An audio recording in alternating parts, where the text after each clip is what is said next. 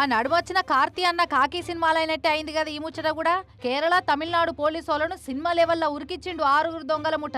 హర్యానాకెళ్లి కార్లొచ్చిన 6 gang తెల్లారంగా 2:30కు కేరళలున్న త్రిశూర్లో ATM బలగొట్టి 65 లక్షల రూపాయలు కొట్టేసిండ్రు. పని అయిపోయినాక కారును ఇట్లా కంటైనర్లు ఎక్కించి తమిళనాడు దిక్కు వారిపోతుండ్రు. ఈ సంగతి పోలీసోళ్ళకు తెలిసి ఎంబడే తమిళనాడు పోలీసోళ్లను అరెస్ట్ చేసిండ్రు. ఇక తమిళనాడు పోలీసోళ్ళు సేలం కోచి నేషనల్ హైవే మీద అడ్డేసిండ్రు. ఇక ఇంతల్నే ఈ దొంగల గ్యాంగ్ కంటైనర్ ట్రక్కు రానే వచ్చింది.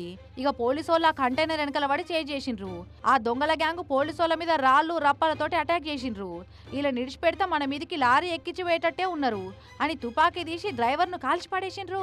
ఇక లారీ ఆపంగానే దొంగలు అటాక్ చేస్తే ఎస్ఐకి ఇంకో కానిస్టేబుల్ కు దెబ్బలు తాకినాయి. ఇక పోలీసు వాళ్ళు జల్దిగా వాళ్ళని రౌండప్ చేసి తుపాకులు సూటి పెట్టే వరకల్లా సరెండర్ అయిపోయినరు. వాళ్ళని దొరకబట్టి పోలీస్ బండ్లకి ఎక్కించి టౌన్ కేసుకపోయారు పోలీసోళ్ళు. అటు పోలీసోళ్ళు జరిపిన కాల్పులో 2 దొంగ బడివేగాళ్ళు జీవిడిచిండ్రు.